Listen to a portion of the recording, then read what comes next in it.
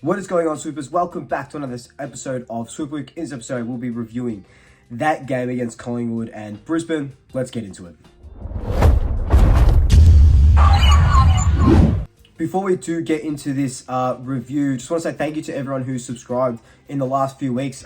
Views have been going up, subscribers have been going up, and I really do appreciate it. I can see that 15% of you guys have got notifications turned on for the channel, so that's absolutely amazing. So whenever I post, you're always the first to watch it, so I appreciate you guys all very, very much. I can also see that 52% of people watching in the last 28 days aren't subscribed. Look, it costs nothing to hit that subscribe button. If you are watching this and you're not subscribed, please just not even consider subscribing. Just hit that subscribe button.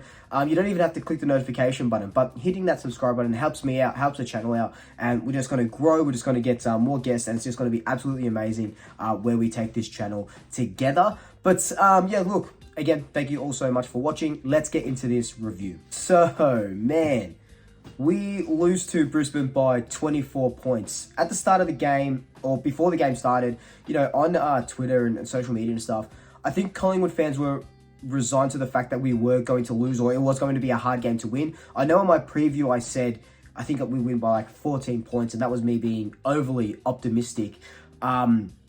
Before the game, I told Dad that, you know, we would, if we could get in within 4 goals to Brisbane, it would be decent for the outs that we have, and we ended up losing by 4 goals. And you know, it's a very, very weird one. And I've seen all your comments, and I've seen all, you know, I've talked to a lot of people about what was going on and stuff like that. And it's like we've been in purgatory for the last 4 or 5 weeks. So, you know, we've won 1 game out of our last 4 games. So we obviously lost to Carlton, Hawthorn did us in, beat Geelong, and then lost to Brisbane last night. So, you know, and even before the Carlton game, top 4 was definitely sewn up. Top 2 is looking, you know, pretty much sewn up now anyway. And Craig McRae a couple of weeks ago talked about the psychology of winning and competing and not really having much to play for, or not, you know, when everything's sort of secure, do the guys try and play bruise-free football? Do they try and do this and try and do that? Do they try out more things and stuff like that because they're not fighting for a spot? And I think that's where we are at the moment. And again, I say this whenever we lose a game, because I know everything gets bloody taken out of context on this channel by opposition supporters. But this is to give no credits away from Brisbane. They decimated us. They did it at the start of the year. They did it again yesterday. That Charlie Cameron, man, he is so bloody good. Kicked another 4 goals. He's kicked in the last 6 games against us, 17 goals won. He never misses. Brisbane didn't miss at all yesterday, pretty much. They played really well. They needed to play really well to sort of secure that top 2 spot. They want to play at the Gabba in their first 2 games, and why not? It's their fortress. Marvel is their fortress as well. You know, so yeah, good on them. They played really well, and they're gonna bat deep into finals, probably a prelim with those 2 finals at the Gabba, which is, you know, massive for them, absolutely massive for them. But yeah, yesterday was just a little bit weird. In patches, we played really well. We played good Collingwood football, fast Collingwood football. But then for the majority of the game, there was just a bit of a disconnection between the players, the mids and the forwards. The mids looked too slow. And it's just been a very different Collingwood team than we have seen from the start of the season. Even, you know, the game against Geelong, we played good for a couple of quarters, and then Geelong in the first quarter and in that last quarter sort of outdid us as well. So we can turn it on when we want to turn it on. And yesterday we did it in parts, but we couldn't sustain it for 4 quarters. Brisbane just came out, wanted it way more than us. You know, and I know, you know, if you take 3 of your best players out, or 4 of your best players out from any team, you're going to struggle. Darcy Moore goes out, Jordan De Goey goes out, Nick Dacos, obviously, and to an extent, Bobby Hill is probably not our best player, but he's one of our better forwards, and there's that excitement and that energy and the pressure that he brings into that forward line. You do miss that on days like this where the ball is hitting the ground more because our forwards and mids aren't connecting properly, so you miss those crummers. So that's 3 or 4 really good guys that we missed, and Brisbane pretty much had a full lineup. I know they missed Ashcroft, Rich, and Gunston. I don't know who else they were sort of missing. But they pretty much had a full lineup, and, you know, credit to them. They absolutely came out, knew what they wanted to do, and smashed us. Chris Fagan at the end of the game said, look, they didn't have a full team. If they had a full team, it would have been, you know, harder to win. They even asked, why do you think you've won in the last 6 times against the Pies? And he's like, because we've been playing at, you know, the Gabba and Marvel, and we play so well there. So even the coach knows, right? So maybe if we get them in finals when we have our team back, and it's at the MCG, maybe the times it turns a little bit. But that was not to be last night. It just is. It is what it is. You know, and I called Dad this morning, talked to him for about 15 minutes, just absolutely venting before I recorded this video, because you know, I just needed to get all my sort of thoughts out there. And it's like I said at the start of the video, I feel like we're in purgatory at the moment, and I think the supporters are feeling the same as the players, where how many times can you lose a game and say, oh, but it doesn't really matter because we've got top 2? You want to go in with momentum into the finals. Fox Footy posted up something. The last 10 premiers haven't lost more than 2 games in their last 5 games, or 2 games in the last 4 games or something. And we've already lost, you know, 3 of our last 4 games. So we'd have to beat history to kind of win the premiership, right? But in saying that, we do have top 2 spots sewn in, and we do have, you know, at least 2 finals sewed up. So it is that weird purgatory feeling of there's not really much to play for. Yes, a minor premiership would be absolutely nice, and we've maybe got that secured, but still, like, we're not vying for a top 8 spot. We're not, like last year, right?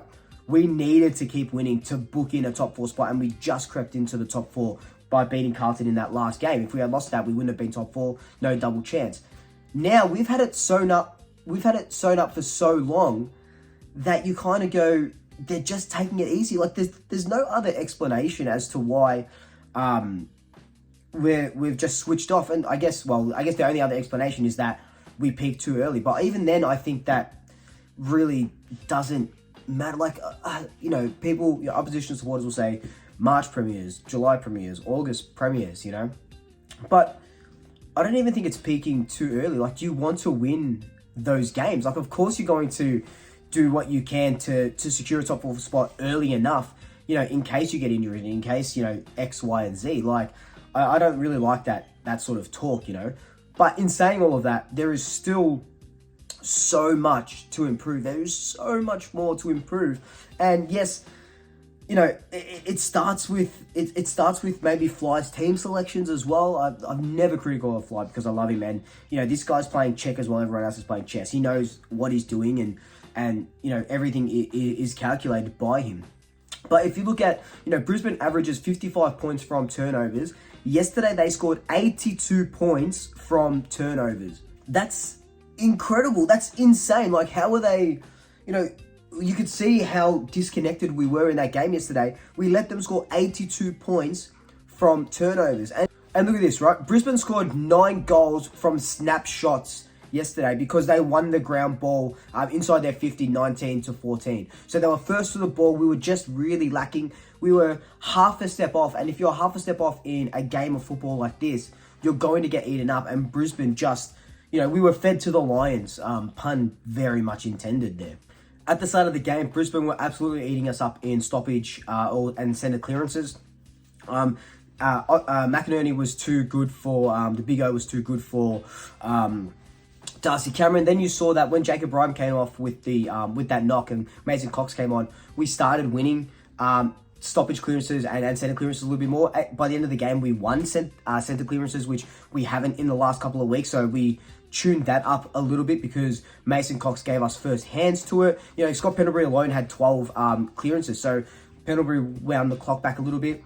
Now it's like, do we go with 2 rucks? Is Cox a better Cameron than Cameron? I was going to say, is Cox a better ruck than Cameron? Like, I love Cox in the ruck more than I love him in the forward line. Can he ruck a full game? Or can, you know, McStay and Billy Frampton give him sort of a little bit of chop outs, you know? So there's a lot of questions, and I think, like I said, because we've had this top 4 sewn up for a while, I think they're trying a lot more things. McRae came out and said that Bobby Hill and Jordan De Gore would have played if this was a final, right? So they've effectively rested them. I don't think if this was a final, Jeremy Howe would have stayed in the forward line for 3.5 quarters. Especially with Nathan Murphy, getting injured in the first couple of minutes of that last quarter. They still left Jeremy Howe in the forward line and then sent him down back a while later. So in a final, I don't think that happens where they just keep him up there and, we're begging for someone and we don't send him back. So I just think they're experimenting a little bit more. Brisbane overpossessed the ball, just wouldn't give us any sort of run. Maybe, Craig's trialing plan B's, C's, D's, and E's if plan A doesn't work. There's a lot of unanswered questions, and I'm not too disappointed. It sucks to lose. It hurts to lose. Every single time it hurts to lose, right? Especially losing 3 of the last 4 games where, we haven't in so long, which sucks. And then, we've conceded over 100 points the last 3 games. So you concede over 100 points in the last 3 games. It's one of the worst in the AFL. We're leaking goals, so our defense needs to be tightened. We've gone from, one of the hardest to score against teams to one of the easiest score against teams. So there is something fundamentally or definitely wrong with our defense. What that is, I don't know. I'm not an expert, bro. I'm just giving you my thoughts, you know what I mean? I'm not a coach, just giving you what I'm seeing and what I'm hearing from other Pies supporters. So I don't know what the answer is. Obviously, having Darcy Moore back is going to help that a lot. But, it kind of let the weather be the weather sometimes. It is what it is, and we lost that. We're still in the top 2. We definitely have to come out and smash Essendon. Look, just to kind of sum it up, I'd only start worrying is if we lose the first final. If we lose the first final, then we start getting cooked. Or if we get smashed by Essendon, then we're like, okay, maybe the wheels had fallen off. Maybe we do have the collie wobbles as opposition supporters are pointing out. So, I don't think there is a little bit of cause for concern with the defense and leaking those sort of defense wins premierships, and we let 124 points conceded yesterday, which is the largest under Fly. So it was a bad game. But in saying that, with all of those players out, Nathan Murphy going down, Brisbane pretty much having all the rub of the green with not so much umpires, but in the way that they played, they just everything sort of bounced their way, and they were just playing out of their skin, which was credit to them.